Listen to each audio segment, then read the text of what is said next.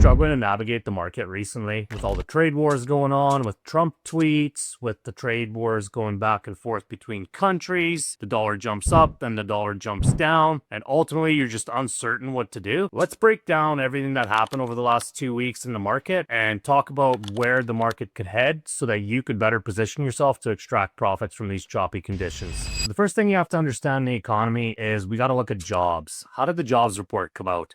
10 days ago, we had an NFP release of 228K jobs, which is huge because the release was only expecting 137K. What does this data mean? We got to rewind back to the NFP before that, where we only had 117K jobs, and that job report came out extremely low. So what does this actually mean for us in terms of the market positioning? It means the labor market is strong, and the Fed does not need to be in a hurry to cut rates. And what this does is this allows inflation to come down nicely and meet the Fed's goals. The economy has multiple driving factors. You have export-import, the jobs situation, and inflation. The main thing we have to understand now is how inflation is being positioned, and inflation is a two-headed beast. So first we have core CPI. Core CPI came out way lower than expected. We're at 2.4%. It was only projected to be 2.5. The CPI before that was 2.8% year after year. So we're getting closer to the Fed's 2% goal. However, before you think that, hey, inflation's coming down and we're going to be cutting in no time, there's the other story. And that is the lingering effects of the trade wars and the tariffs. Powell himself has said he expects that all these tariffs and the retaliation from other countries is going to create a lot of turbulence in the market, and that on the back end, we could actually expect inflation to come up. So even though CPI is coming down, we're still expecting inflation to possibly tick up on the back end. So what else does this do for the market? It makes the Fed look at other measurements, core PCE, PPI, everything's slowly coming down. So that's good. Now, the question you got to ask yourself is, how does the market interpret this jobs data and this inflation data, and how will the market position itself? So now that we've touched on jobs and we've touched a little bit on inflation, let's talk about the wild card in the market, and that's Trump. Every time Trump says something, the next day we get a different tweet, and this has brought a lot of market instability. Now, each time Trump puts a tariff on somebody or he escalates the amount the tariff goes up on a certain country, a country retaliates. So what happens to the market? The market is very unstable due to this. So on Thursday, a couple days ago, Trump dropped a big bomb on us, and he decided that he's putting a pause on all tariffs for 90 days. Here's the funny thing. The day before, there was a rumor going around saying, hey, there's a 90-day pause coming, and the White House came out and said it's fake news. The following day,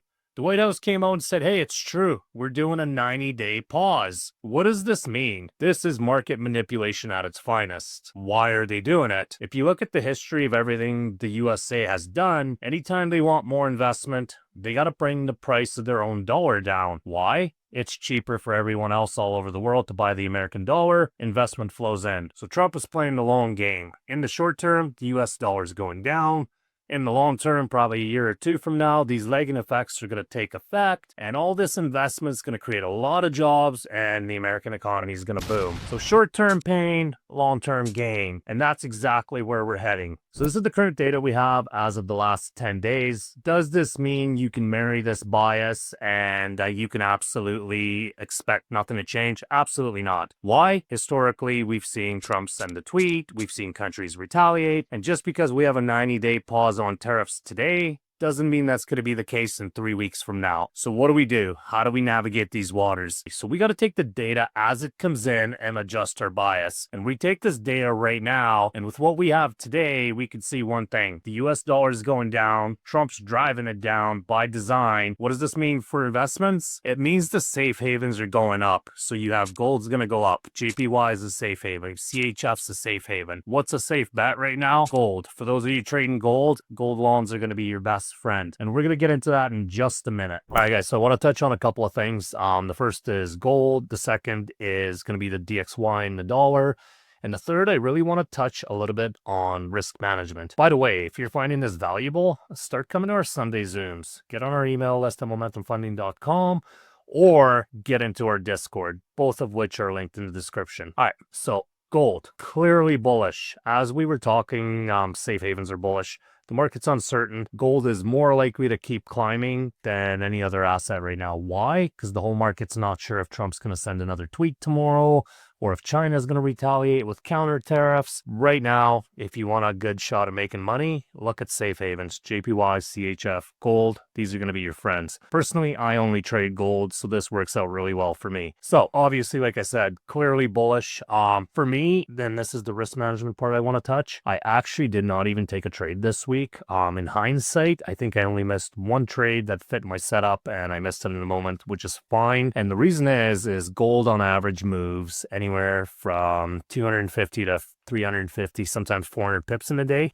We've been moving between 500 to 1200 pips a day. That's abnormal. I don't want to chase price. I'm going to wait for price to come back, retest, show me a level's holding, and I'm going to get in on the retest. I didn't get that. It didn't meet my plan. Guess what? I left it. I don't chase it, and I'm okay with that. And it's just losses I don't have to cover. So for me, this is very bullish. I will wait for something to line up, hit my plan, and I will chase it then. At this point, it's not tradable. However, with Trump's new tariff pause, if it actually holds, the market should stabilize. Now let's talk about DXY, and it's a clear downtrend. Again, by design, you could see that price hasn't been this low since March 2022. So this means investment's going to be pouring back into the country, and we'll likely get something along the lines of, a pullback, a continuation, a pullback, and a continuation. And to me, the highest probable scenario is that DXY keeps going down. Why is this important? Because how the US dollar moves is going to tell you what the rest of the market's going to likely do. So if you're trading Euro USD and Euro has policies that are bullish, but the gold keeps selling off, you can make a decision based on that. Or if you're trading gold, well, which direction's gold heading? Gold's heading up. Which way's the US dollar heading? It's heading down. So the DXY for me is the biggest prediction factor of what the market's likely to do. Why? The United States is the biggest economy in the world, just 5% of the population, but 33% of the economy. United States quite literally moves the market. So if you get one thing right, follow the fundamentals of United States, follow Trump's tweets. That's a thing. That's fundamental news these days. If you're not already doing it, definitely start following Trump's tweets. And honestly, this is a prime example of a market you should be more selective of your trades. Quality over quantity. Not every day is a trading day. A statistic I want to give you guys is the average profitable trader takes between 8 to 12 trades a month. Some people I talk to take that in a day, take that in a week. So you really need to scale back, look at your trading journal, and really decide, does this trade fit my plan? Is this likely to make me money, or am I more likely to lose money chasing this? Such as the example I just showed you guys on gold.